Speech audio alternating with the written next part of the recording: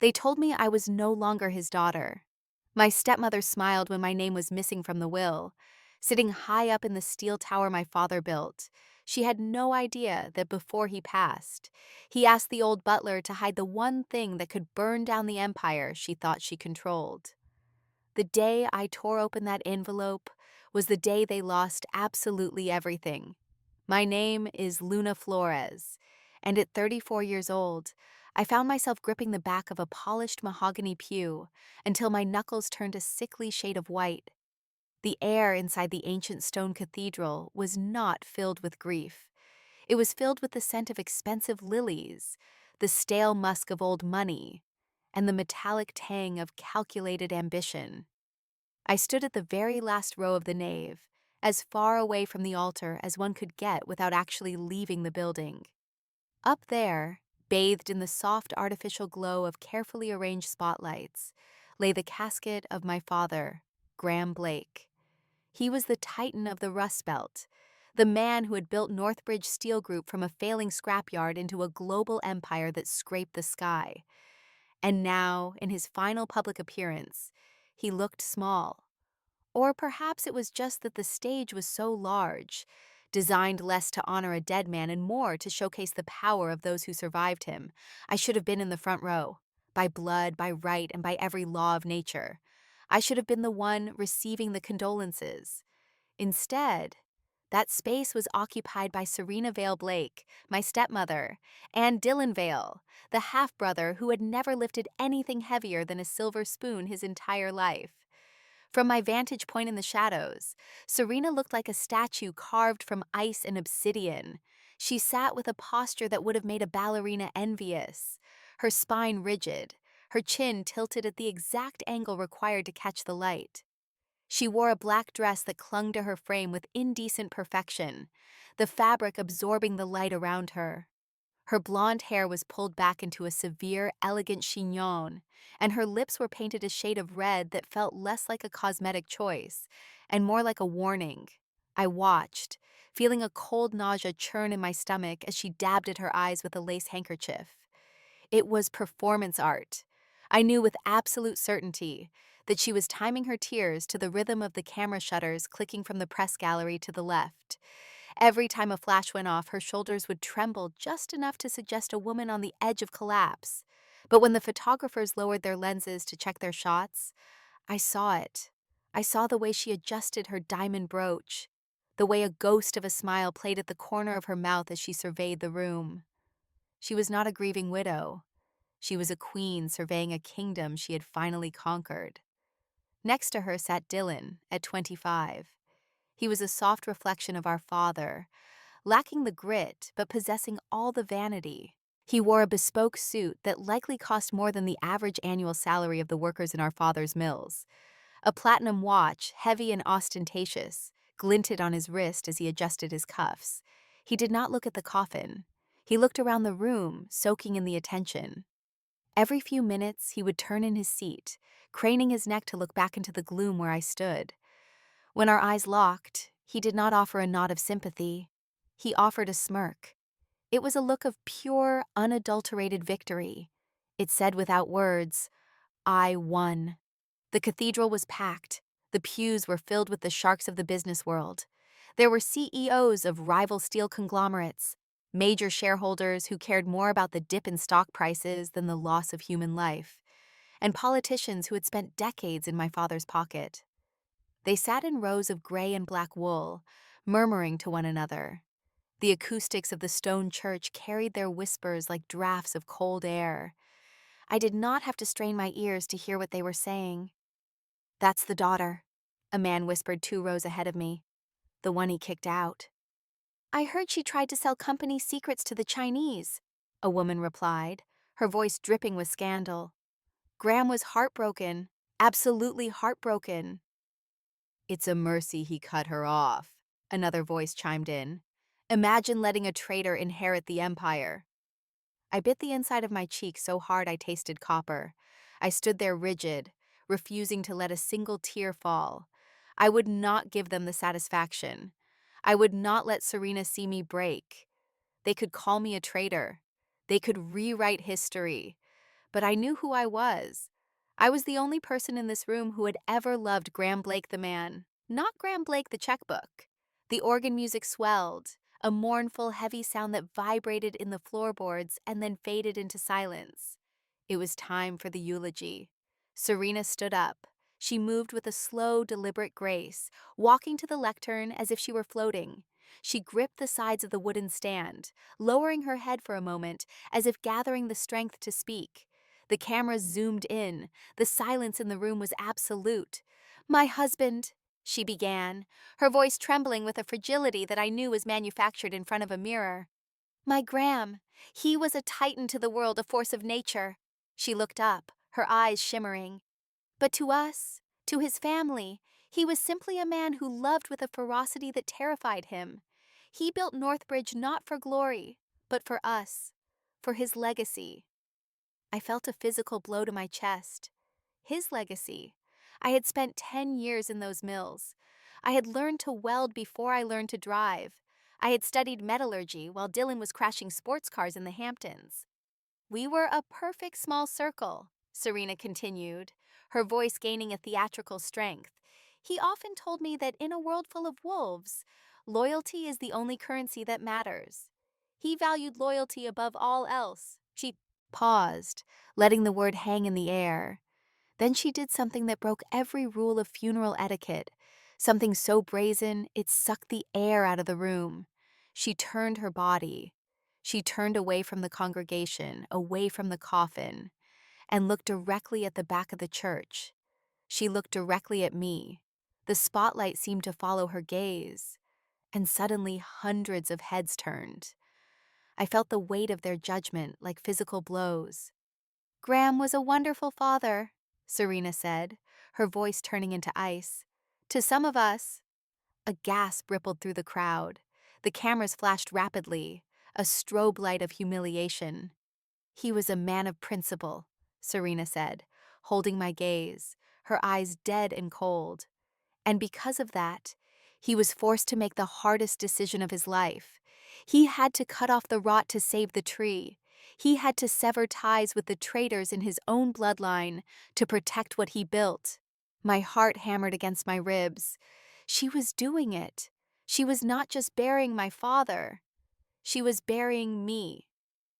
"I am only fulfilling his final wish," Serena said, her voice projecting to the rafters, "to ensure that his life's work remains in the hands of those who actually loved him, not those who sought to destroy him." She turned back to the podium, dabbing her eye again. The victim once more. I sat frozen. My hands were shaking, not from sadness, but from a rage so hot it felt like it could melt the steel beams my father was famous for. Then movement in the front row caught my eye. Dylan stood up. He did not go to the podium. He turned around facing the crowd, facing me. He began to clap. It was a slow, rhythmic clap. Clap, clap, clap. He smiled, a wide, predatory grin that showed too many teeth. "Bravo, mother," he said, his voice loud enough to carry over the stunned murmurs of the crowd. He looked right at me, raising his voice so the reporters at the side aisle could hear every syllable. "Did you come here to smell the money, Luna?" The shock in the room was palpable. People covered their mouths. "Is that it?" Dylan taunted, stepping out into the aisle. "Did you think if you stood back there looking pathetic we would throw you a few scraps? Father left everything to his real family, the family that didn't betray him." He gestured to the coffin, then to himself and Serena. "Go home, Luna. There's nothing for you here. Not a cent, not a memory. You're a ghost." The humiliation was total. I could feel the heat rising up my neck, burning my cheeks. The flashes of the cameras were blinding now, capturing my shame for the morning papers.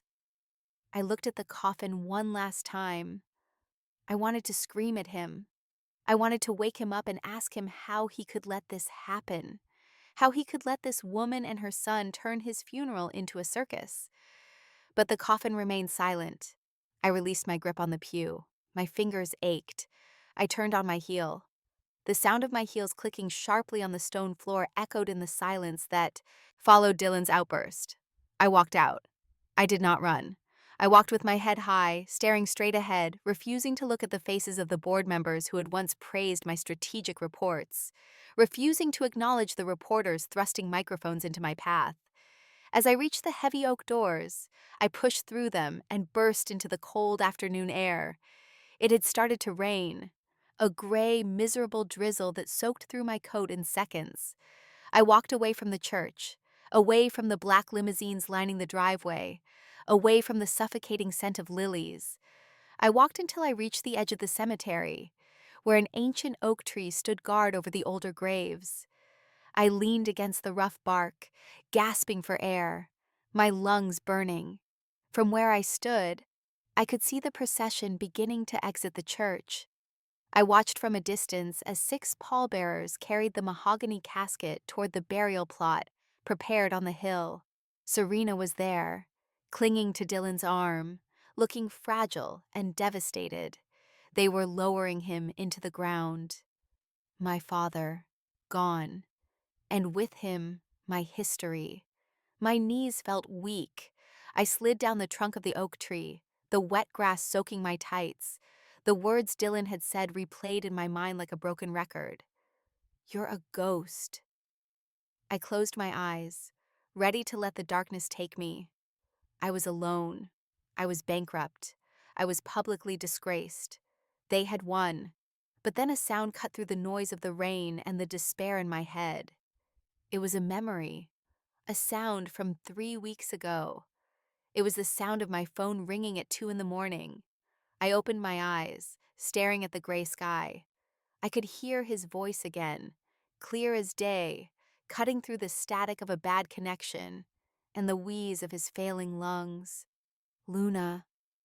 I remembered how my hand had shaken when I picked up the phone in my small apartment above the welding shop. I remembered the terror in his voice. Graham Blake did not know terror, but that night he had been terrified.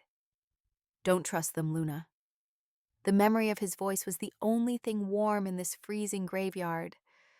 "They're lying to you. They're lying to everyone." I watched as the priest threw the first handful of dirt onto the casket. Serena turned away, unable to watch, burying her face in Dylan's shoulder. It looked so real. "Find Mr. Green," my father's voice whispered in my memory. "He's the only one left. He knows the truth." I wiped the rain from my face. The water felt cold, shocking my system back to life. I stood up, bracing myself against the tree. My legs were steady now. They thought they had buried me today. They thought they had cut me out, shamed me, and sent me back to the gutter they believed I belonged in. They thought the game was over because they held the checkbook and the title. I looked at Serena and Dylan one last time as they got into the lead limousine. They had no idea. I was not here to smell the money. I was here to burn the whole thing down. "Find Mr. Green," I whispered to the empty air. I turned my back on the grave and walked into the rain. The memory of my mother dying does not smell like a hospital. It does not smell like medicine or antiseptic, or the sterile lemon-scented cleaner they use to wipe down the floors of the dying. It smells of burnt tomato soup. I was 10 years old.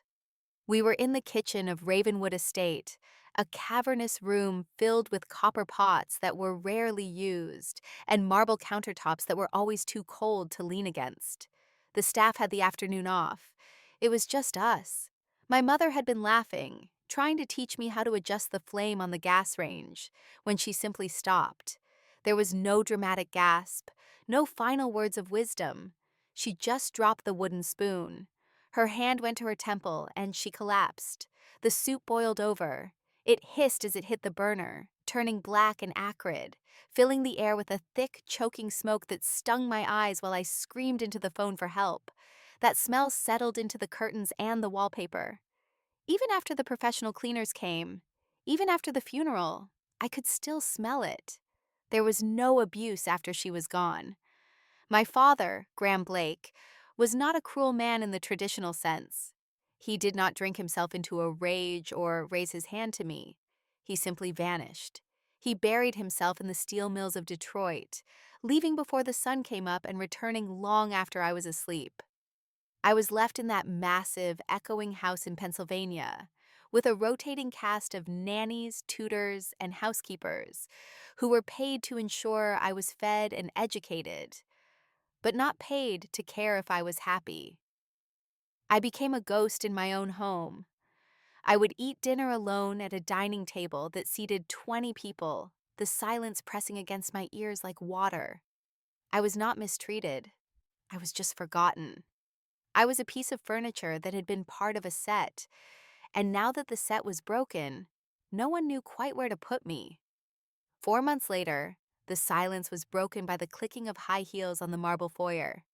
I was sitting at the top of the grand staircase, my knees pulled up to my chest, sketching in a notebook. The front door opened, and my father walked in. He looked different. He looked awake for the first time since the funeral, and holding his hand was a woman who looked like she had stepped out of a fashion magazine. Serena. She had a bright red suitcase, a shock of color in our gray world. She wore a camel coat and oversized sunglasses, which she removed slowly to reveal eyes that assessed the value of everything they touched. "Luna," my father said, his voice sounding rusty from disuse. "Come down here. This is Serena." I stood up, clutching my sketchbook to my chest like a shield. Serena looked up at me. She did not smile with her eyes, only with her mouth. It was a practiced expression, the kind politicians use on billboards. "Your father needs new light in this house," she said, her voice smooth and melodious. "We're going to make everything bright again." She did bring light, but it was the harsh artificial glare of a spotlight, and it was never aimed at me. The erasure happened slowly. First, the portraits of my mother were moved from the hallway to the study, and then from the study to the attic, replaced by modern abstract art that Serena felt was more cosmopolitan. Then the dinners changed. The table was set for two, and I was encouraged to eat in the kitchen or my room because the adults had important things to discuss. Then came Dylan. When I was 12 years old, my half-brother was born. My father was ecstatic. He handed out cigars. He stayed home from work for 2 whole weeks. And my playroom, the sunny corner room facing the east garden where I kept my easel and my books, was painted a soft, powdery blue. My things were packed into cardboard boxes and moved to a smaller north-facing guest room down the hall. "He needs the natural light, Luna," Serena told me, supervising the movers as they carried out my life. "You're a big girl now. You don't need a playroom." I did not cry. I learned early on that tears in the Blake household were viewed as a weakness, a manufacturing defect to be corrected. I watched Dylan grow up from a distance. He was the sun, and the rest of us were just planets orbiting his gravity. If Dylan sneezed, specialists were flown in. If Dylan wanted a pony, a stable was built. I was well provided for, certainly. I attended the best boarding schools, wore expensive clothes, and never wanted for material things. But the emotional currency had been devalued to zero. I tried to buy their attention with achievement. When I was 18, I graduated valedictorian of my prep school class. I brought the diploma home, leaving it on the mahogany desk in my father's study. Serena saw it first. She glanced at the gold seal, took a sip of her Chardonnay, and said, "That's the minimum a person bearing the name Blake must do. Don't expect a parade for doing what's expected, Luna." My father just nodded, distracted, looking at his phone. "Good work," he muttered. "Now, Dylan, tell us about your tennis match." That was the moment I stopped trying to be their daughter and started trying to be their equal. I went to university and studied metallurgy and business administration. While other heiresses were spending their summers in Ibiza or the French Riviera, I was in Detroit wearing fire-retardant coveralls and a hard hat.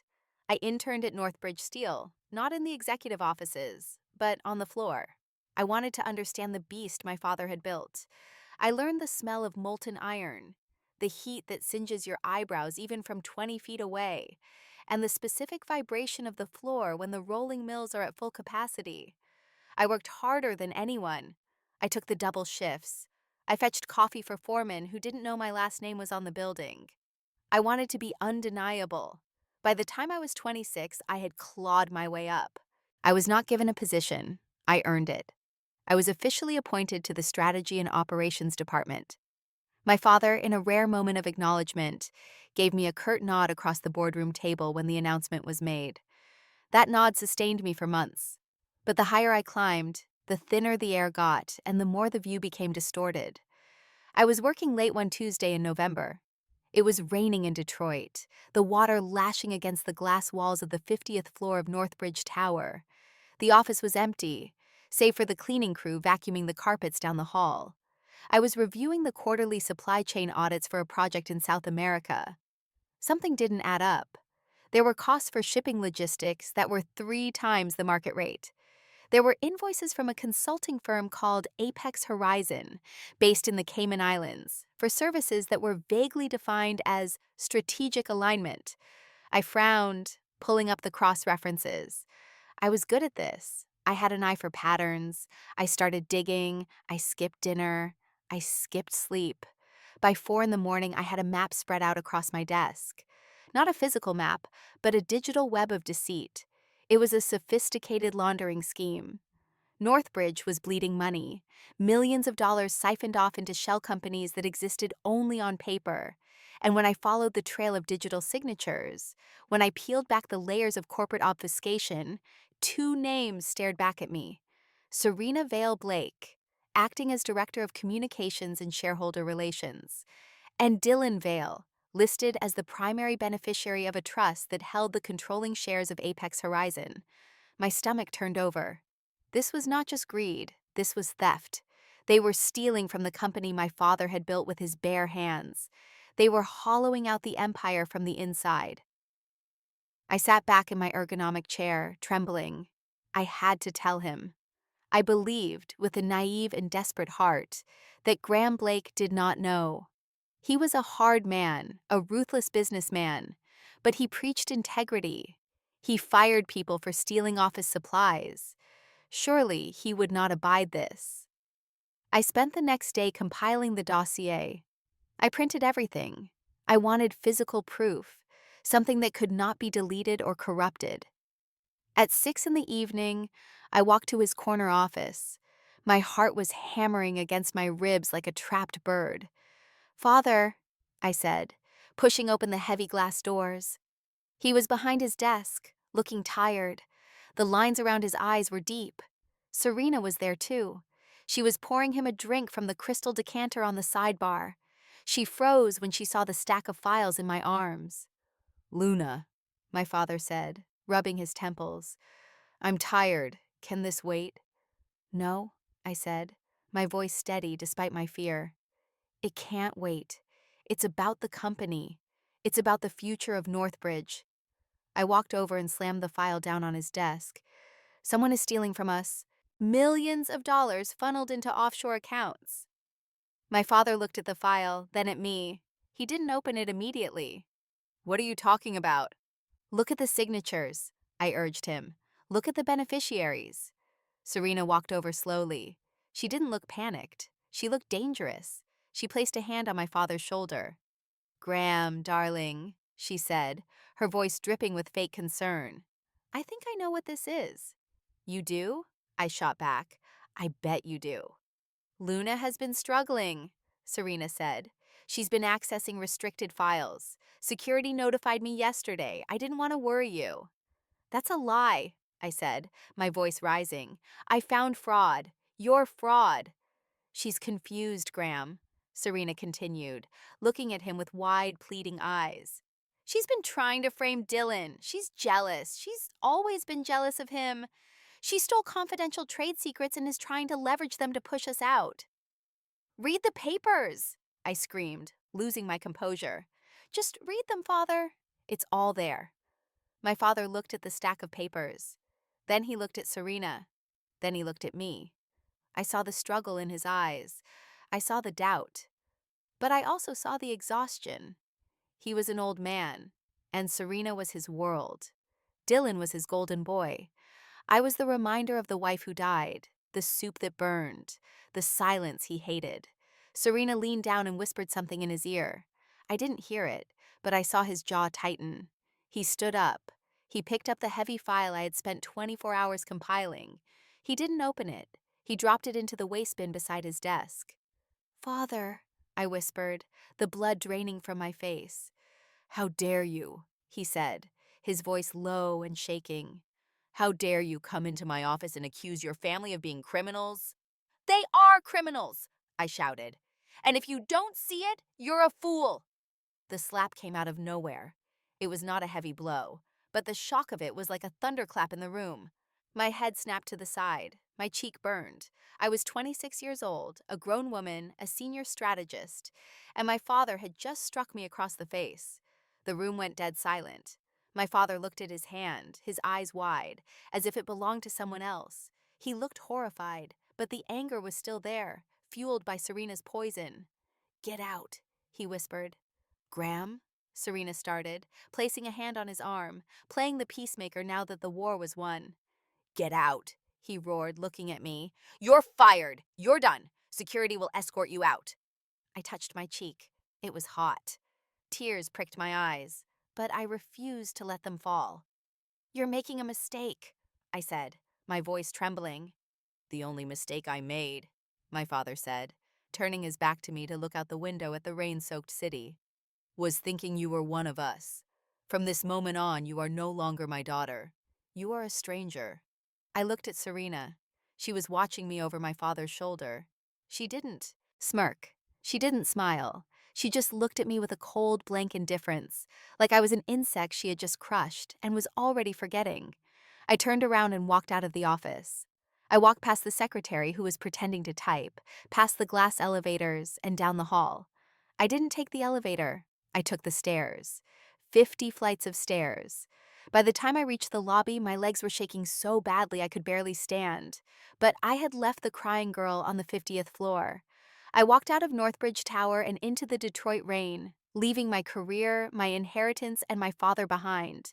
I had nothing but the clothes on my back and the stinging red mark on my cheek. But as I walked, I made a promise to myself. I would not break. I would not fade away. They wanted me gone.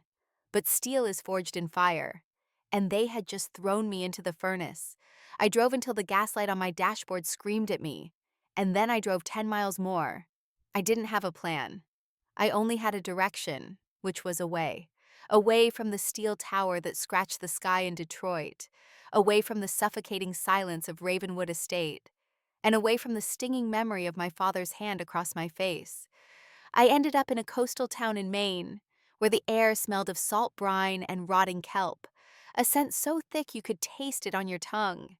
It was the antithesis of the sterile, air-conditioned executive suites I had spent my 20s inhabiting. Here, the wind whipped my hair into a tangled mess, and the fog rolled in thick and heavy, erasing the world every morning. I rented a room above a bakery that smelled perpetually of yeast and burnt sugar. I had a few thousand in a checking account that Serena hadn't been able to freeze, but I knew it wouldn't last long. I needed to work, but I couldn't go back to a boardroom. The thought of putting on a blazer, of sitting in a meeting discussing profit margins and synergy, made me physically ill. I wanted to do something real. I wanted to touch something that didn't lie. I found work at a grimy garage on the outskirts of town, a place called Sal's Auto and Welding. Sal was a man made of grease and grunts, with hands that looked like catcher's mitts. He looked at my resume, which detailed my dual degrees and my years as a corporate strategist. And then he looked at my manicured hands. "I don't need a strategist," Sal had said, spitting tobacco juice into a styrofoam cup. "I need someone who can fix a rusted axle on a '99 Ford without crying about a broken nail." "I can weld," I told him. "I know the melting point of every alloy in this shop. I know how to lay a bead that will hold 10 tons of pressure." He threw a welding mask at me. "Prove it." I did. I put on the heavy gloves, pulled the mask down, and sparked the torch. For the first time in my life, the smell of ozone and burning metal didn't remind me of my father's empire. It reminded me of survival. I fixed the axle. It was ugly work, dirty and hot. But the weld was perfect. Sal hired me on the spot for $15 an hour. That was how I disappeared. Luna Blake, heiress to the Northbridge fortune, ceased to exist. In her place stood Luna Flores, the quiet woman in the coveralls who could fix anything made of metal. The first few months were brutal. I would come home with burns on my forearms and grease permanently etched into my cuticles. My back ached, and my ears rang from the sound of grinders and hammers. But there was a strange, heavy peace in the exhaustion. When I slept, I didn't dream of stock tickers or Serena's cold smile. I slept the sleep of the dead.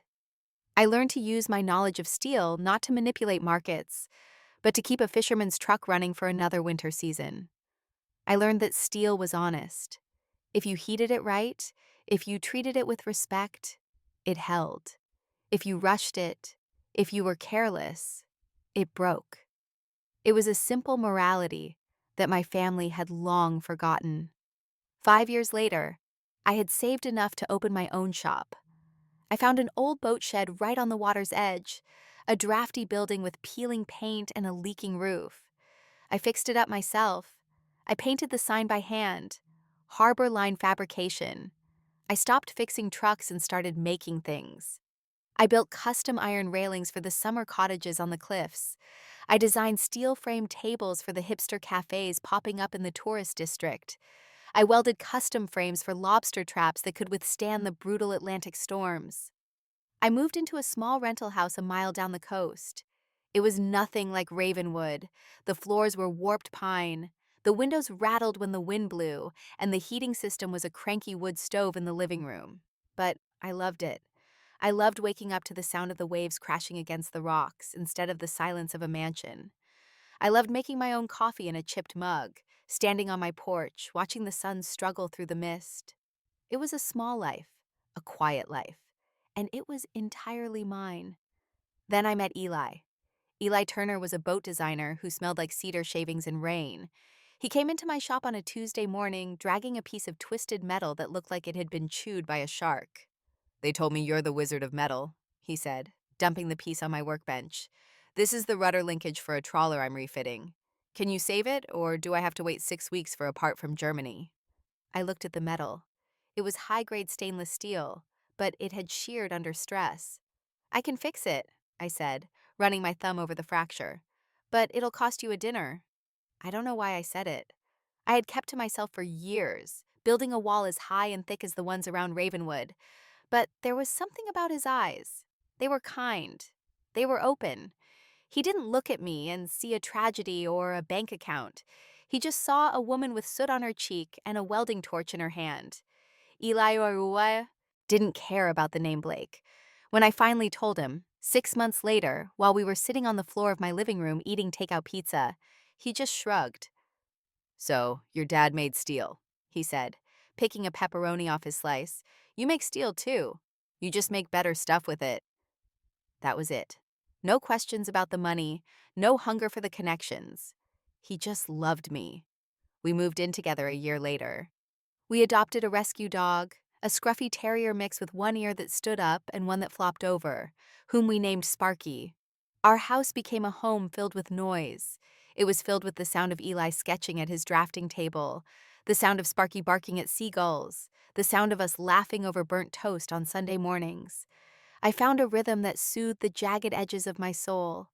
I would wake up, drink my coffee, kiss Eli goodbye, drive to the shop and create. I made beautiful things. I made sturdy things. I made things that people needed. I wasn't moving numbers on a screen. I was bending the world with my hands. We never talked about having children. Not seriously. But sometimes, when I watched Eli playing fetch with Sparky on the beach, throwing the ball with that easy, loping grace, I would think about it. I would tell myself that if I ever brought a child into this world, they would never know the coldness I had known. They would never walk into a room and feel like an accessory. They would grow up in a house that was small but full, loud with love, warm with the heat of a wood stove and the smell of cedar and iron. They would never be left behind. But the past is a patient predator. It waits. I tried to ignore it, but the world is small, and Northbridge Steel was big. Every now and then, I would be at the local pub with Eli and his friends, nursing a beer after a long week, and the news would flash on the TV above the bar. Northbridge Steel acquires rival firm in hostile takeover. Graham Blake announces record profits for third quarter. Dylan Vale spotted at Charity Gala in New York with Scarlett. I would see my father's face, older now, grayer, his eyes looking hollow despite the smile he plastered on for the cameras. I would see Dylan preening in his tuxedo, looking like a king who had never fought a battle. I would see Serena, always just behind them, the architect of the image, looking ageless and terrifyingly perfect. Whenever that happened, the laughter in my throat would die. I would go cold. I would mute the TV in my mind, staring at the screen until the image burned into my retinas. My hand would grip my beer glass so hard I was surprised it didn't shatter. "Luna," Eli would ask, touching my arm gently. "You okay?" "I'm fine," I would say, forcing a smile that felt tight and brittle. "Just tired. Long week at the shop." I told myself I was over it. I told myself the wound had scabbed over. I had a life. I had love. I had dignity. I didn't need them. I didn't need their money or their approval. I was free. But you're never really free of your parents, are you? They're the landscape in which you're built. You can move to a different country, you can change your name, you can scrub your skin raw, but they're in your blood. It all came crashing down on a Thursday in November. It was storming. A classic May nor'easter was battering the coast, the wind howling around the eaves of our little house like a banshee. The rain was lashing against the windows and sheets. Eli was asleep beside me, his breathing deep and rhythmic, an anchor in the chaos of the storm. Sparky was curled up at the foot of the bed, twitching in his sleep. I was awake. I had been staring at the ceiling for hours, listening to the storm, feeling an inexplicable sense of dread tightening in my chest. It felt like the barometric pressure was dropping not just outside, but inside my ribs. Then the phone rang. It was on the nightstand. The screen lit up the dark room with a harsh blue glow. I frowned. It was 10 minutes past 2 in the morning. No one called at 2 in the morning unless someone was dead or dying. I reached out and picked it up. The number was blocked. Unknown caller. My heart skipped a beat. A cold prickle of intuition ran down my spine. I shouldn't answer it. I should let it go to voicemail. I should roll over and hug Eli and go back to sleep. But my thumb hovered over the green button. I knew somehow, deep in the marrow of my bones. I knew. I slid the button and brought the phone to my ear. I didn't speak. I just listened to the static, the crackle of a bad connection, the sound of someone breathing heavily on the other end. It was a wet, ragged sound, like air being forced through a broken machine. "Hello?" I whispered, my voice barely audible over the wind outside. There was a pause, a long, agonizing silence, where the only sound was the wheezing breath. "Luna," a voice rasped. The world stopped. The storm outside ceased to exist. The bed beneath me vanished. It was a voice I hadn't heard in 8 years. It was a voice I had tried to exorcise from my memory. But it was different now. It was weak. It was broken. It lacked the thunderous authority of the CEO who had banished me. It sounded small. It sounded terrified. "Luna," the voice said again, followed by a coughing fit that sounded painful and deep. "Daughter, is it you?" I sat up in bed, clutching the sheet to my chest. My hand was shaking so hard the phone rattled against my ear. "Father," I choked out. The word felt foreign in my mouth, like a stone I had swallowed. "Listen to me," he said, his voice urgent and slurred, as if he was fighting against a fog of drugs. "I don't have much time. They're watching." "Who?" I asked, my voice rising. Eli stirred beside me, grumbling in his sleep. "Serena," my father gasped. "Dylan, don't trust them. Luna, don't believe anything they say." "Father, where are you?" I demanded, panic rising in my throat like bile. "Are you at the hospital? I saw on news. The news." "Home!" he cut me off. "I'm at Ravenwood. They brought me home to die, Luna. But it's not right." "What do you mean?" "I was wrong," he whispered, and the sound of him crying, actually crying, broke something inside me that I didn't know was still whole. "I was so wrong. About everything. About you. Father, please, I said, tears hot on my face. Let me call the police. Let me call a doctor. No, he hissed. No police. She owns them. She owns everyone. The line crackled. I heard a door open in the background on his end. I heard heavy footsteps. Find Green, my father said, his voice dropping to a desperate whisper. Find Alistair Green. He has it. He knows. Mr. Green? The butler? I asked, confused. He retired years ago. He knows the truth, my father said. He's hiding. He's hiding the fire. Luna? It will burn them. It will burn everything down. Father. I'm sorry, he said, his voice fading. My little moon. I'm so sorry. There was a scuffling sound on the line, a sharp click, and then the dial tone. I sat there in the dark, the phone pressed to my ear, listening to the drone of the dead line. The storm howled outside, rattling the window panes, but the storm inside me was violent enough to tear the house apart. Eli sat up, blinking sleep from his eyes. He saw my face in the blue light of the phone screen. Luna, he asked, his voice thick with sleep. Babe, what is it? Who was that? I lowered the phone slowly. I looked at him, but I didn't see him. I saw the rain-slicked streets of Detroit. I saw the iron gates of Ravenwood. I saw the face of the man who had cast me out, begging for salvation. My father, I whispered. Eli looked confused. Your father? Graham? I stood up. My legs felt like lead, but my mind was racing at 1,000 miles an hour. The peace I had built, the quiet life by the sea, the smell of cedar and salt, had all shattered like glass. He's in trouble, I said, moving toward the closet, grabbing my jeans. They're doing something to him. Luna, wait, Eli said, getting out of bed. Slow down, what did he say? He said he was wrong, I said, pulling on my boots. He said, find Mr. Green. I grabbed my coat. I grabbed my keys. Where are you going? Eli asked, grabbing my arm gently. It's 2 a.m. It's a hurricane out there. I looked at him. I loved him. I loved this life, but I knew in that moment that I couldn't keep it. Not tonight. I have to go back, I said, my voice hard as the steel I worked with every day. I have to go home. I walked out into the storm, leaving the warmth of the only real home I had ever known, and drove back toward the darkness I had spent a decade trying to outrun. Don't trust Serena. Don't trust Dylan. Find Mr. Green. He has the truth. I was wrong. Those were the last words my father spoke to me. They were not delivered with the booming, authoritative baritone that had once commanded boardrooms and silenced union strikes. They were wheezed, broken fragments of sound, wet with fluid and heavy with regret. And then there was a sharp mechanical click. The line went dead. It was not a gradual fade. It was instantaneous, as if someone had physically yanked the cord from the wall. I sat there in the dark, the phone pressed so hard against my ear that it hurt, listening to the hollow drone of the dial tone.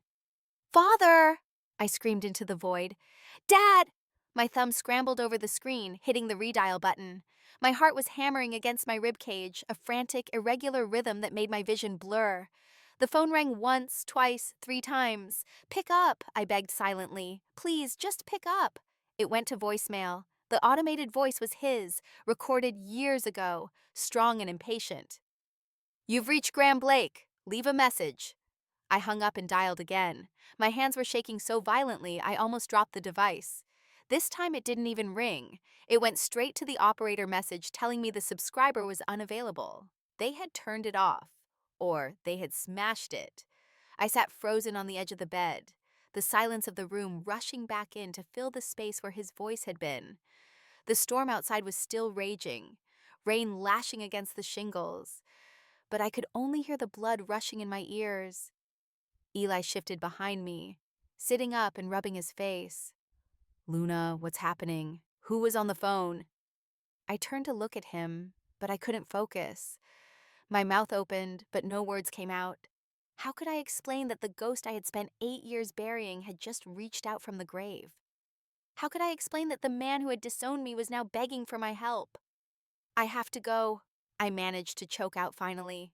Go where? Eli asked, reaching for the lamp. The yellow light flooded the room, stinging my eyes. It's 2 in the morning. The roads are flooded.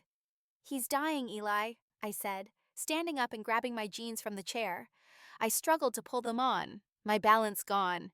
He's dying, and they're doing something to him. Who? My family. I spat the word out like a curse. I didn't wait for him to argue. I grabbed my keys and my coat. I ran out into the rain, the cold water soaking me instantly, and jumped into my truck. The engine roared to life, a rough, reliable sound that usually comforted me. Tonight, it just sounded like a getaway vehicle. I drove like a madwoman. The journey from our coastal town to Ravenwood Estate usually took 6 hours. I made it in 4. I tore down the interstate, the speedometer climbing past 80, 90, 100 miles an hour. The rain was a wall of silver in my headlights, hydroplaning on the curves. I gripped the steering wheel until my knuckles were white, terrified that if I slowed down even for a second, I would be too late. Find Mr. Green. The name bounced around my skull. Alistair Green, the butler who had dried my tears when my mother died. The man who had sneaked me extra desserts when Serena put me on a diet. He had been fired years ago, or so I heard. Why would he have the truth? What truth? By the time I reached the iron gates of Ravenwood, the sky was a bruised purple of early dawn. The rain had slowed to a miserable drizzle, and a thick fog clung to the ground, swirling around the tires as I skidded to a halt. The estate looked different. The wrought iron gates I remembered were open and welcoming during the day, closed only at night. Now they looked like the entrance to a fortress. There were cameras mounted on the stone pillars, red lights blinking in the gloom, tracking my truck as I idled. A new security booth had been built just inside the perimeter, reinforced with dark glass. I slammed the truck into park and jumped out. The air was freezing. "Open the gate!" I shouted, running toward the intercom. The heavy iron gates were slightly ajar, just a crack. But before I could push through, 2 men stepped out from the shadows of the guard booth. They were not the old groundskeepers I remembered. These men were large, wearing tactical vests and earpieces. They looked like private military contractors, not estate security. One of them stepped in front of me, blocking my path with a wall of muscle. "Private property, ma'am," he rumbled, his voice flat. "Turn around." "I'm Luna Blake," I said, my voice shaking with adrenaline. "Graham Blake is my father. I need to see him." The guard didn't blink. He didn't check a clipboard. He didn't radio up to the house. He just crossed his arms. "We have strict instructions. No visitors, especially not you." "He called me!" I yelled, trying to shove past him, but it was like trying to move a mountain. "He called me 3 hours ago. Get out of my way." "You're not on the list," the second guard said, stepping up to support the first. "Leave now or we'll remove you." I looked past them, up the long, winding driveway lined with ancient oak trees. I could see the house in the distance, a massive stone structure looming in the mist. Most of the windows were dark, but there was a light on in the master bedroom on the second floor.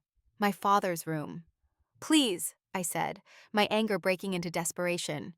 "Just 5 minutes. I just want to see him. I just want to know he's alive." The front door of the mansion opened. It was far away, but the figure that stepped out onto the limestone portico was unmistakable. Serena. She walked down the steps, not rushing, moving with the languid grace of a predator that has already caught its prey. She was wearing a black silk dressing gown that trailed behind her on the wet stones. She wore no makeup. Her face was pale, stripped of the layers of foundation she usually wore for the cameras, but her eyes were sharp, glittering like obsidian in the gray light. She stopped 10 feet away from the gate, safely behind the wall of guards.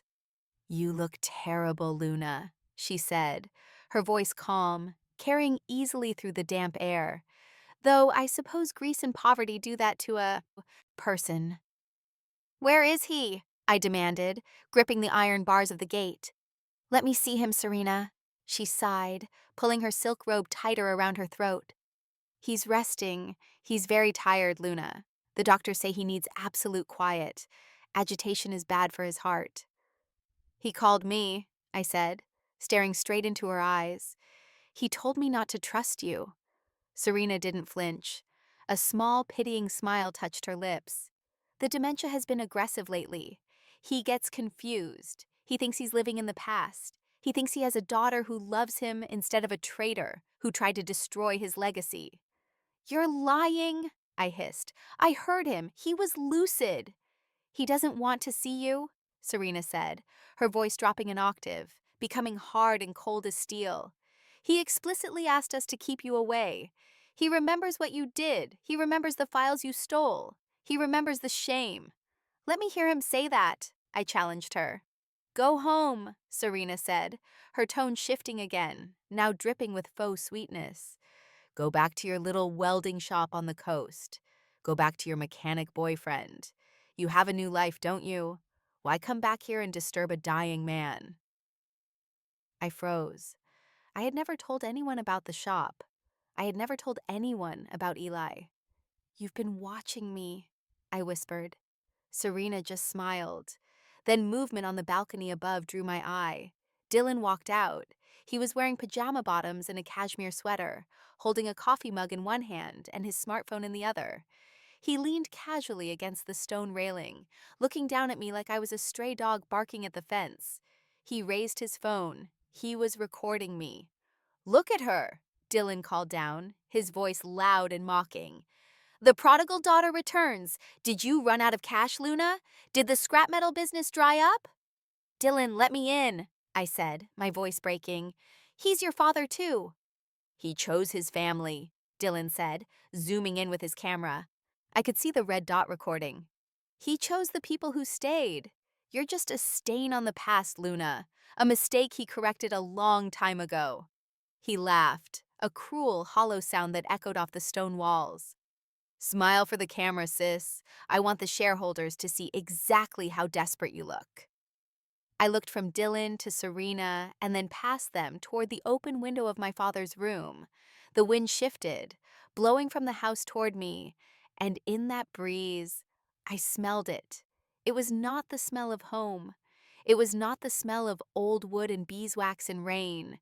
It was the smell of bleach, strong industrial-grade chlorine, the smell of a hospital sterilization room.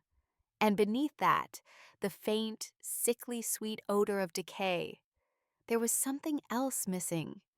The house was silent.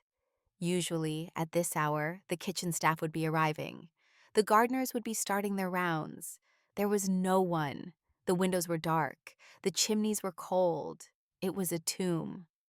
He's in there alone, isn't he? I said, my voice trembling with rage. You fired everyone! You isolated him! Serena's eyes narrowed. Escort her off the property, she commanded the guards. If she returns, arrest her for trespassing. The guard shoved me back, his hand heavy on my shoulder, pushing me toward my truck. You'll pay for this, I screamed, fighting against his grip. If you hurt him, I swear to God, Serena, I'll burn this whole place to the ground. You have nothing to burn us with, Serena said, turning her back on me. You're nothing. She walked back into the house, and the heavy oak door slammed shut. The sound echoed like a gunshot. Dylan lingered on the balcony for a second longer, gave me a final sarcastic wave, and disappeared inside. I was shoved back against the door of my truck. The guard loomed over me, his hand resting on the baton at his belt.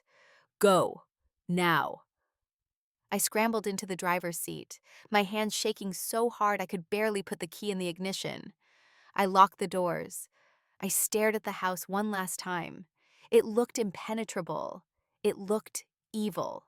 I threw the truck into reverse and spun the tires on the wet gravel, speeding away down the long tree-lined drive.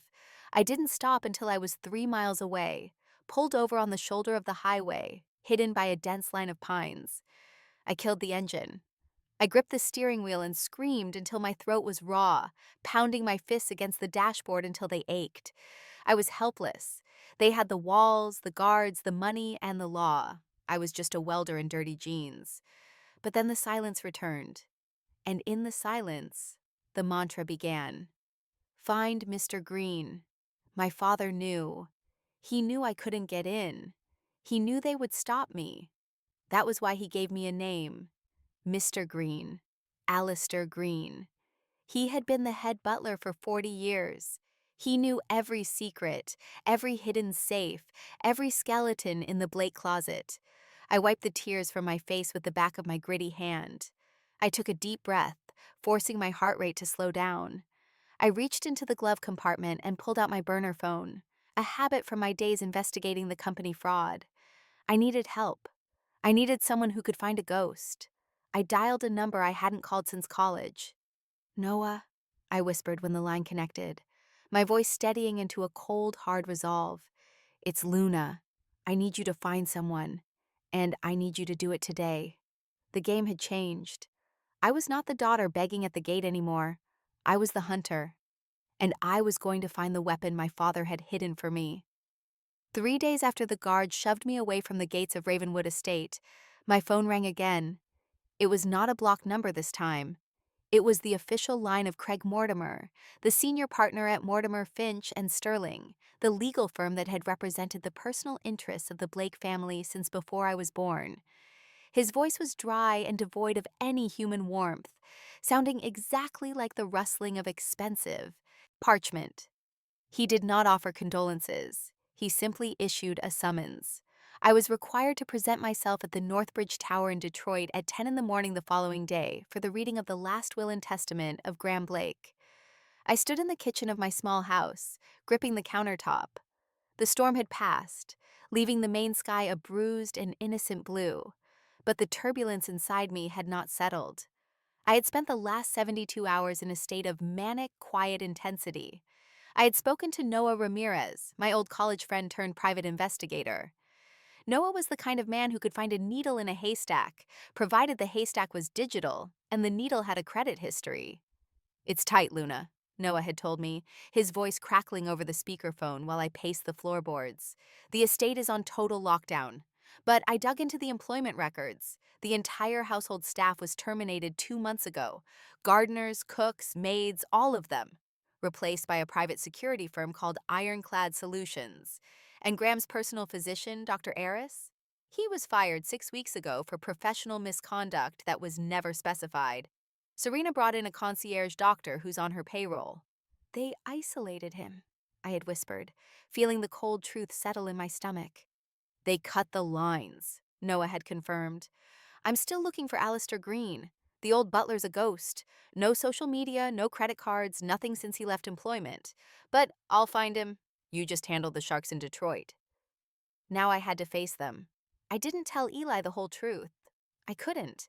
He was a man of simple, sturdy morals. If he knew I was walking into a den of thieves who had essentially held my father prisoner, he would have insisted on coming with me. He would have wanted to protect me. But this was not a situation that could be solved with a wrench or a fist. This required a scalpel.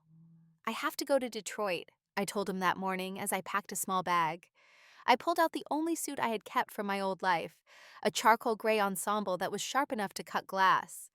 "A big client, a hotel chain wants custom ironwork for their lobby." Eli was sitting at the kitchen table nursing his coffee.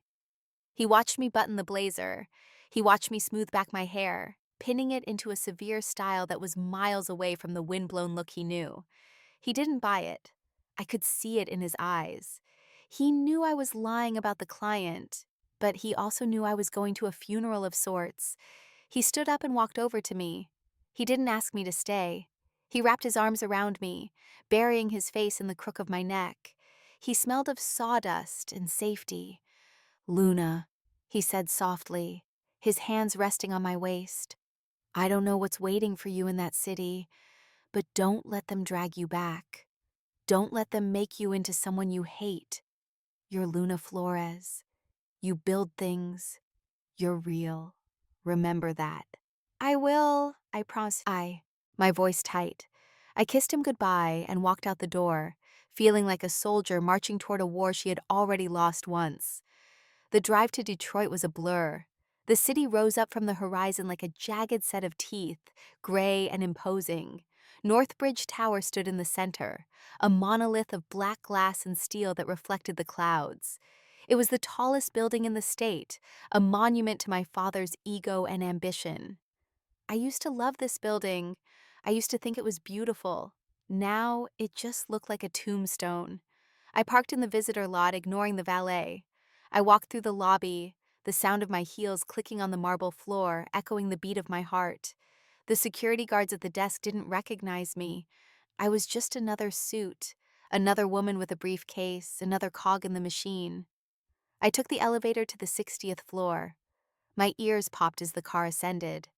I watched the numbers climb. 10, 20, 30, 40. At 50, the doors didn't open, but I felt a phantom pain in my cheek where my father had slapped me 8 years ago. The elevator continued up, sealing me in.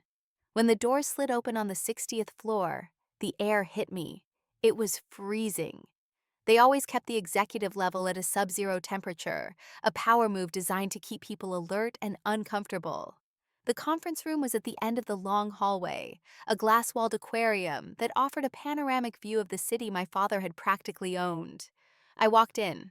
The room was exactly as I remembered it, yet entirely foreign. The table was a slab of polished black granite that seemed to stretch for miles. Serena sat at the head of the table. She looked immaculate. She wore a navy blue suit that cost more than my truck. Her hair was coiffed into a helmet of perfection. She didn't look like a grieving widow. She looked like a CEO waiting for a quarterly report. To her right sat Dylan. He was slouching slightly, spinning a gold pen between his fingers. He wore a black suit, but his tie was loosened, a subtle sign of disrespect. To her left sat Craig Mortimer. He was a small man with nervous eyes and a suit that seemed slightly too large for him. He was shuffling papers, his hands trembling just enough to be noticeable, and there was one empty chair. It was at the complete opposite end of the table, 20 feet away from them. The distance was not accidental. It was a statement. We are here. You are there. We are the family. You are the outsider. I walked to the chair and sat down. I didn't say hello. I placed my hands on the cold table and looked at them. Well, Dylan said, breaking the silence, his voice laced with that familiar toxic amusement. Look who decided to show up. Welcome to the show, Luna. I hope you didn't expect refreshments. We're not serving handouts today. Dylan, Serena said. It was not a scold. It was a command. She looked at me, her lips curving into a smile that didn't reach her eyes. It was the smile of a scientist observing a lab rat. Thank you for coming, Luna. I know it must be difficult for you to be in this building again, given the circumstances of your departure. I'm here for my father, I said, my voice steady. Let's get this over with. Craig Mortimer cleared his throat. The sound was loud in the quiet room. Yes, the lawyer said, adjusting his glasses. We are here to read the last will and testament of Graham Alexander Blake. This document was executed 6 months ago, superseding all previous drafts. He picked up the heavy document, the paper crinkling. I, Graham Blake, being of sound mind and body, do hereby declare this to be my last will, Mortimer began. The legal language washed over me. I stared at the city skyline through the glass, listening to the dismantling of an empire. To my devoted wife, Serena Vale Blake, Mortimer read, who stood by my side through the darkest storms and provided me with the only true home I have ever known. I leave the controlling interest in Northbridge Steel Group, consisting of 65% of all voting shares. Dylan smirked, tapping his pen against the table. Additionally, Mortimer continued, I bequeath to Serena the properties in Lake Tahoe, the penthouse in Manhattan, and the estate in Savannah. I blinked. 65%. It was a kingdom. To my son, Dylan Vale, Mortimer said, and Dylan sat up straighter.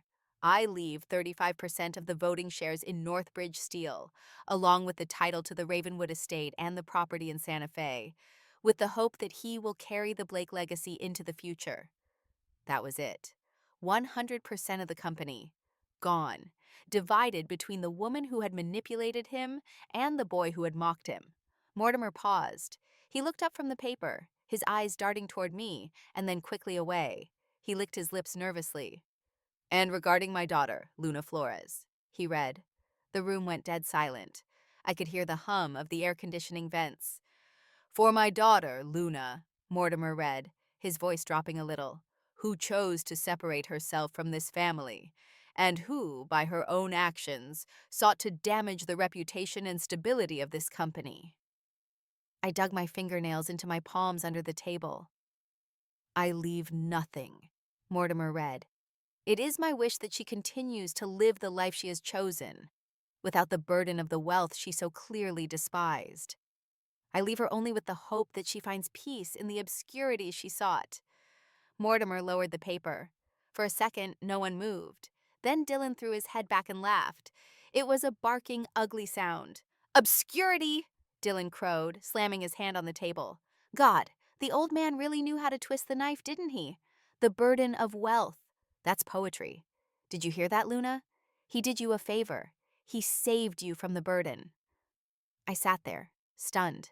It was not the money. I didn't care about the money. I had built a life without it. I had been happy without it. It was the words. Who sought to damage the reputation? The burden of wealth she despised. These were not my father's words. I closed my eyes, and I heard the voice on the phone again. The voice from 3 nights ago. Luna, I was wrong. Don't trust them. Find Mr. Green. The man who wrote this will hated me. The man on the phone loved me. The man who wrote this will sounded arrogant and cold. The man on the phone sounded broken and desperate. They were 2 different men. And that meant only one thing. The will was a lie. I opened my eyes. I didn't cry. The shock that had initially paralyzed me was rapidly cooling into a hard, crystallized rage. I looked down the long expanse of the granite table. Serena was watching me. She was not laughing like Dylan. She was studying me, waiting for the outburst, waiting for the tears, waiting for the confirmation that she had finally, truly crushed me. He was very clear, Serena said softly. He was heartbroken, Luna, until the very end. He could never understand why you turned against us. 6 months ago, I asked. My voice was quiet, but it cut through Dylan's laughter like a razor. Dylan stopped laughing. What? The will, I said, looking at Mortimer. You said it was executed 6 months ago. Yes, Mortimer stammered. That is correct, witnessed and notarized. 6 months ago, I repeated, when he was already sick, when you had already fired his doctor, when you had already changed the security codes. He was perfectly lucid, Serena said sharply. Dr. Evans certified his competency. Dr. Evans, I said, testing the name. The concierge doctor you hired. You're grasping at straws, Serena said, her eyes narrowing into slits. It's over, Luna.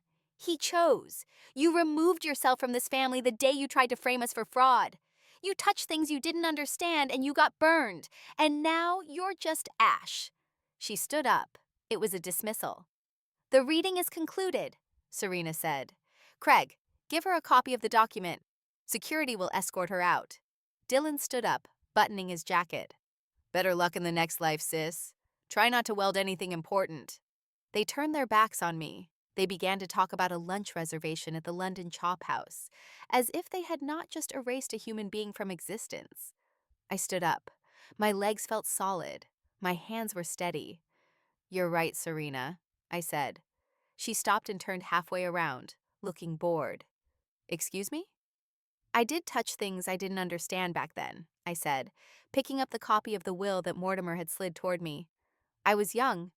I thought the truth mattered to him. I looked at the document in my hand. I looked at the signature at the bottom. It was shaky. It looked forced. But I understand now, I said. Good, Serena said coldly. Then leave. I walked to the door. I didn't look back at them.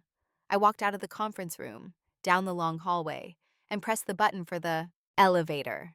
As the door slid open and I stepped inside, I saw their reflection in the glass wall of the conference room. They were clinking glasses of water, celebrating. They thought it was over. They thought the piece of paper in my hand was a shield that would protect them forever. The elevator doors closed, cutting off the view of the 60th floor. I stared at my own reflection in the polished steel doors. I saw a woman in a gray suit, but beneath the fabric, I saw the welder.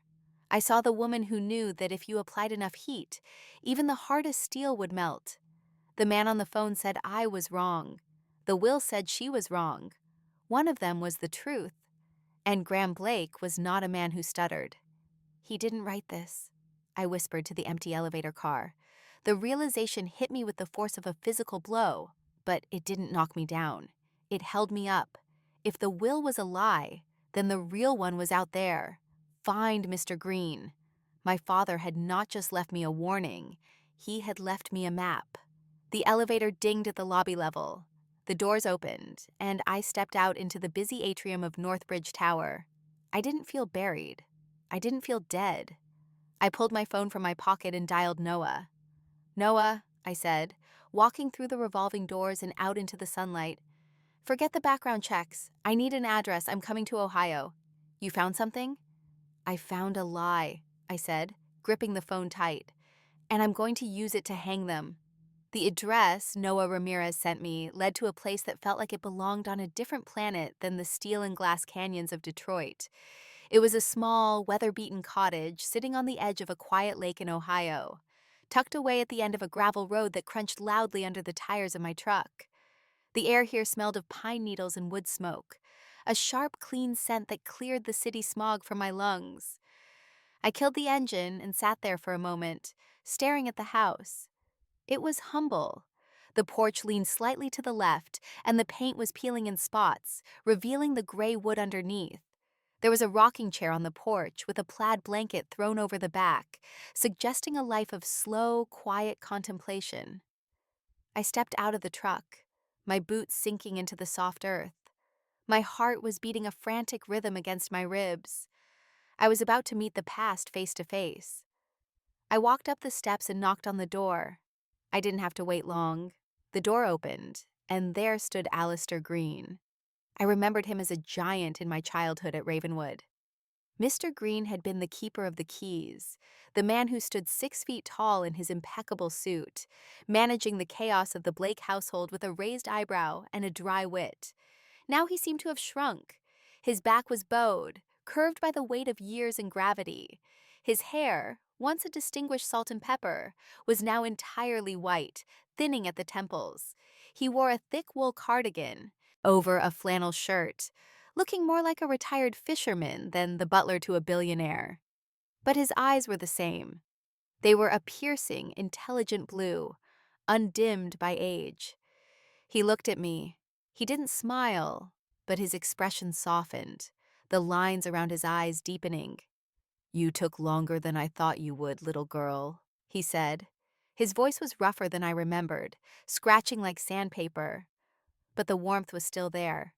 "Mr. Green," I said, my voice catching in my throat. "Come in," he said, stepping aside. "It's cold, and the kettle is just boiling." The inside of the cottage was small, essentially one large room with a kitchenette in the corner, and a stone fireplace that took up most of the far wall. A fire was crackling in the hearth, casting a golden, dancing light over the room. It was cluttered, but in a way that felt comfortable, not messy. There were stacks of books on the floor, a half-finished puzzle on the coffee table, and the smell of cinnamon and old paper hung in the air. But what stopped me dead in my tracks were the photographs. They were everywhere, covering the mantelpiece, hanging on the walls, tucked into the frames of the mirror, and they were all of us. There was a photo of me at 5 years old, missing a front tooth, holding a muddy frog in the garden at Ravenwood. There was a picture of my mother laughing, her hair windblown, and there were dozens of photos of my father. Not the Graham Blake of the magazines, scowling in a suit, but the Graham Blake I had almost forgotten.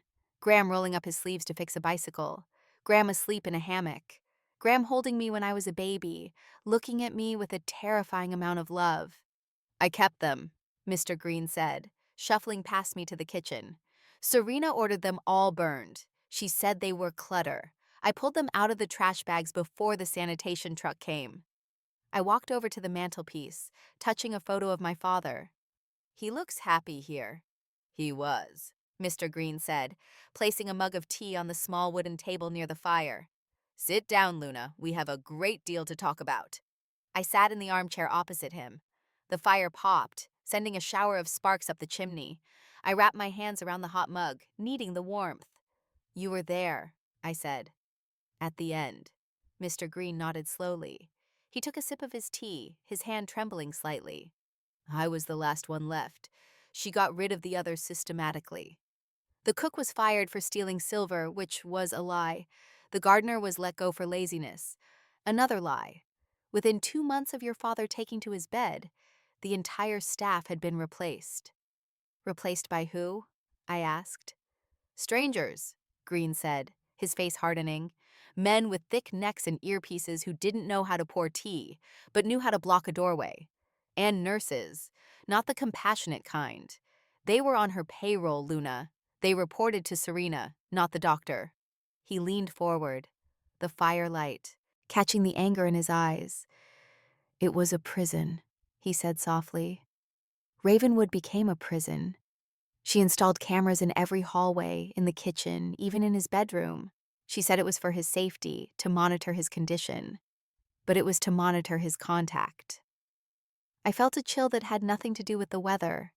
Noah told me his doctor was fired, I said. Dr. Eris was a good man, Green confirmed. He refused to sedate your father when there was no need. So Serena filed a complaint with the medical board and had him removed from the premises. She brought in a new man, a Dr. Evans, who wrote prescriptions as fast as Serena could ask for them. Tell me about the will, I said. The lawyer read it yesterday. It said I was cut out. It said I despise the burden of wealth. Mr. Green let out a dry, bitter chuckle. Your father never wrote those words. That was Serena talking. I heard her say those exact phrases to him. He set his mug down and looked into the fire, his expression distant, as if he were watching a horror movie replay in the flames. He was weak, Luna. His lungs were failing. He was on a ventilator most of the day. Breathing was a struggle for him, and she used it. Used what? I asked. The pain, Green whispered. The isolation. She would sit by his bed with that document, the new will, the one giving her everything. She would tell him that if he signed it, she would let him watch the news. If he signed it, she would increase the morphine drip so he could sleep. If he didn't sign it, Green trailed off, his jaw tightening. If he didn't sign it? I pressed. She withheld the medication, Green said, his voice shaking with suppressed rage. She would let him lie there in agony, gasping for air, telling him that he was being stubborn. She cut the cable to his television. She told the guards to turn away his old friends who came to visit. She told him everyone had forgotten him. She told him you were laughing at him. My stomach twisted. I felt sick. This was not just manipulation. This was torture. And Dylan? I asked. Did he know? Dylan was worse, Green said. He looked at me, and I saw true disgust in his eyes. Dylan rarely came into the room. He couldn't stand the smell of sickness. But when he did, it was to demand things. I was polishing the brass handle of the door one afternoon, and the door was cracked open just an inch. I saw him. Green demonstrated with his hand, mimicking a slamming motion. He slammed his hand down on the mattress, right next to your father's leg. Your father jumped. He was terrified, and Dylan screamed at him. He said, "Sign the paper, old man, or just lie there and rot. We're taking the money anyway. Make it easy on yourself." I closed my eyes. Rot. Your father looked at him. Green continued softly. And I think that was the moment the spell broke. Graham had spent his whole life thinking he could buy loyalty. He thought he had bought a family with Serena and Dylan. But in that moment, looking at his son screaming at him to die faster, he realized he had bought nothing but vultures. So he called me, I said. That night? Yes, Green said. It was 3 nights before he died. It was storming, much like the night you left all those years ago. Serena had gone out to a charity gala. She wanted to keep up appearances. The night nurse was asleep in the chair in the hallway. I snuck in. Green leaned back, a small triumphant smile playing on his lips. He was awake. He was crying. He grabbed my hand. Luna. His grip was so weak, like a bird's claw. He pulled me down and whispered, I was wrong, Alistair. I was so wrong. They're eating me alive. I wiped a tear from my cheek. He told me he had written a real will. Green said. A year ago, before the sickness got bad. He had done it in secret, with a lawyer Serena didn't know. He hid it, but he knew he was running out of time. He begged me for a phone. He said he needed to hear your voice. I heard him, I whispered. He told me to find you. I gave him my cell phone, Green said. I stood guard at the door while he called you. It was the first time I had seen him smile in months. Just hearing you answer, it gave him peace. But then the line went dead. Serena came back early, Green said. His face fell. The storm had canceled the gala. She walked in and saw the light under the door. She pushed past me. She saw him with the phone. He shook his head. She didn't hear what he said, I don't think, but she knew he was reaching out. She snatched the phone from his hand and threw it against the wall. It shattered. And then she turned on me. Green said, she didn't scream. Serena never screams. She just looked at me with that ice-cold stare and said, get out. She called the guards. It was 3 a.m. She told them to throw me out.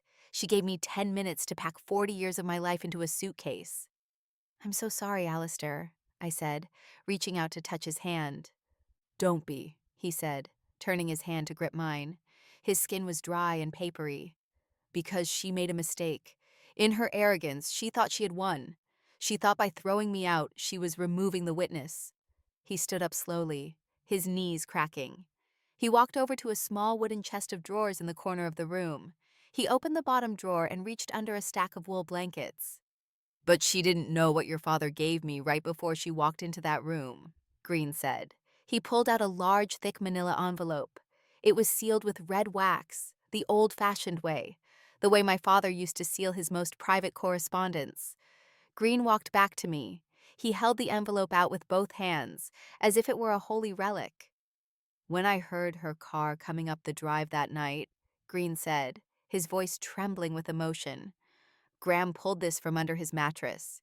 He had kept it there, sewn into the lining of the pillowcase, waiting for a chance to get it out of the house. He ripped the stitches and shoved it into my jacket. I stared at the envelope. My name was written on the front in my father's handwriting. The letters were shaky, the ink uneven, written by a hand that was losing its strength. But the name was clear. Luna. He said to me, Green whispered, tears finally spilling over his cheeks, keep it safe, Alistair. Keep it safe until she finds you. Tell her this is my apology.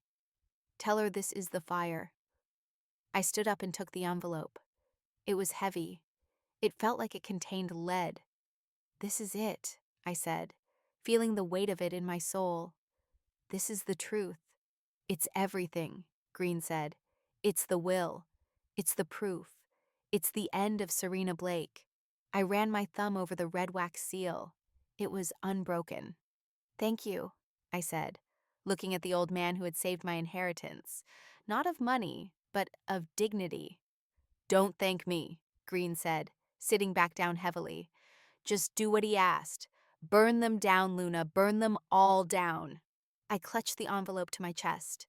The fire in the hearth seemed to roar louder. Or maybe it was the blood rushing in my ears. I had the weapon. Now I just needed to pull the trigger. I will, I promised. I'm going to take back what's mine. I looked at the photo of my father on the mantelpiece one last time. He didn't look like a titan of industry anymore. He looked like a man who had been lost in the dark, who had used his last breath to light a torch and pass it to me. I would not let that light go out. I rented a small cabin at a motel near the lake, a place with knotty pine walls and a carpet that smelled of damp wool and lemon pledge. I sat at the wobbly laminate table under the buzzing yellow light of a fake Tiffany lamp, staring at the envelope Alistair Green had placed in my hands. It was heavy. It felt denser than paper should feel. The red wax seal on the back was cracked slightly, but the emblem of the Blake family, a stylized anvil and hammer, was still visible. It looked like a relic from a different century, a dramatic flourish from a man who had always believed himself to be an industrial king. My phone vibrated on the nightstand. It was Eli. I picked it up, but I couldn't bring myself to answer the video call. I couldn't let him see my face right now. I sent a text instead. I'm safe. I have the package. I need a few hours alone to process this. I love you, he replied instantly. Take your time. I'm right here when you come back. I put the phone face down. I needed the silence. I needed to be alone with the ghost of my father. I reached into my bag and pulled out a small utility knife I used at the shop for opening boxes of welding rods. The blade clicked as I slid it out. My hand hovered over the wax seal. I felt a physical resistance, a hesitation deep in my gut. Opening this envelope felt irrevocable. It felt like I was about to perform an autopsy on my own history. I took a breath that shuddered in my chest and sliced through the wax. It made a dry, snapping sound, like a small bone breaking. I reached inside and pulled out the contents. There were 3 distinct bundles. 2 were thick stacks of legal documents clipped together with heavy binder clips. The third was a single letter, folded into a square, written on my father's personal stationery. I pushed the letter aside.